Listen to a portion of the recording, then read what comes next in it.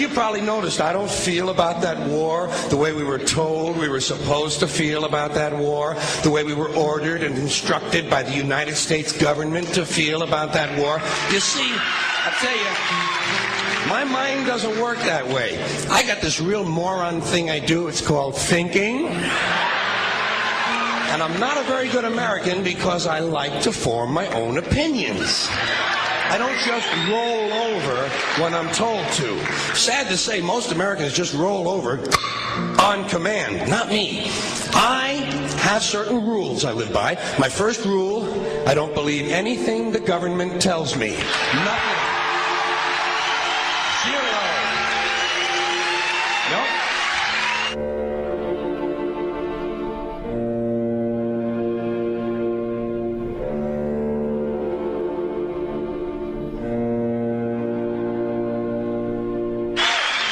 And I don't take very seriously the media or the press in this country, who in the case of the Persian Gulf War were nothing more than unpaid employees of the Department of Defense, and who most of the time function as kind of an unofficial public relations agency for the United States government. So I don't listen to them. I don't really believe in my country. And I gotta tell you folks, I don't get all choked up about yellow ribbons and American flags. Now, to balance the scale, I'd like to talk about some things that bring us together. Things that point out our similarities instead of our differences. Because that's all you ever hear about in this country is our differences. That's all the media and the politicians are ever talking about, the things that separate us, things that make us different from one another. That's the way the ruling class operates in any society. They try to divide the rest of the people. They keep the lower and the middle classes fighting with each other so that they, the rich, can run off with all the fucking money. Fairly simple thing, happens to work. You know, anything different, that's what they're going to talk about. Race, religion, ethnic and national background, jobs, income, education, social status, sexuality, anything you can do, keep us fighting with each other so that they can keep going to the bank. You know how I describe the economic and social classes in this country? The upper class keeps all of the money, pays none of the taxes. The middle class pays all of the taxes, does all of the work. The poor are there just to scare the shit out of the middle class. Keep them showing up at those jobs. Politicians know that word. They use it on you. Politicians have traditionally hidden behind three things: the flag, the Bible, and children. No child left behind. No child left behind. Oh, really? Well, it wasn't long ago you were talking about giving kids a head start. Head start, left behind? Someone's losing fucking ground here. But there's a reason. There's a reason. There's a reason for this. There's a reason education sucks, and it's the same reason that it will never, ever, ever be fixed. It's never going to get any better. Don't look for it. Be happy with what you got. Because the owners of this country don't want that. I'm talking about the real owners now. The big, the wealthy, the real owners, the big wealthy business interests that control things and make all the important decisions. Forget the politicians. They're irrelevant. The politicians are put there to give you the idea that you have freedom of choice. You don't. You have no choice. You have owners. They own you.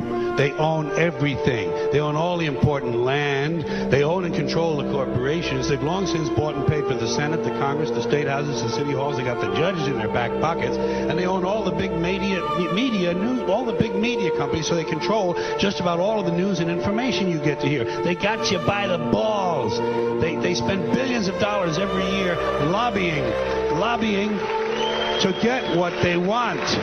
Well, we know what they want. They want more for themselves and less for everybody else. But I'll tell you what they don't want. They don't want a population of citizens capable of critical thinking. They don't want well-informed, well-educated people capable of critical thinking. They're not interested in that. That doesn't help them. That's against their interest. That's right. You know something? They don't want people who are smart enough to sit around the kitchen table and figure out how badly they're getting fucked by a system that threw them overboard 30 fucking years ago. They don't want that. You know what they want? They want obedient workers. Obedient workers. People who are just smart enough to run the machines and do the paperwork and just dumb enough to passively accept all these increasingly shittier jobs with the lower pay, the longer hours, the reduced benefits, the end of overtime, and the vanishing pension that disappears the minute you go to collect it. And now they're coming for your Social Security money. They want your fucking retirement money. They want it back so they can give it to their criminal friends on Wall Street. And you know something? They'll get it. They'll get it all from you sooner or later because they own this fucking place. It's a big club, and you ain't in it. You and I are not in the big club.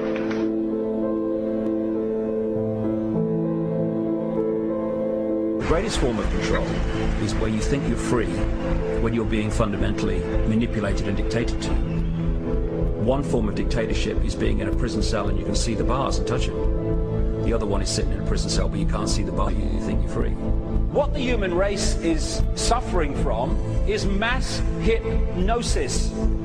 We are being hypnotized by people like this. Newsreaders, politicians, teachers, lecturers. We are in a country and in a world that is being run by unbelievably sick people. The chasm between what we're told is going on and what is really going on is absolutely enormous. The greatest hypnotist on planet Earth is a oblong box in the corner of the room. It is constantly telling us what to believe is real. Historically, the control and manipulation of political opinion has been the Freemasons' main weapon in gaining control of countries and states. Once in control of the rulers and politicians of a country, laws and political structures could be changed in accordance with their agenda. However, since restricting the body does not necessarily mean restricting the mind, the Freemason recognizes that their plan for a global government hinges completely on subduing the masses to their agenda, and thus eliminating opposition to their cause. And the greatest threat to their plan, posing more danger than any army or law, is the threat of a free-thinking mind.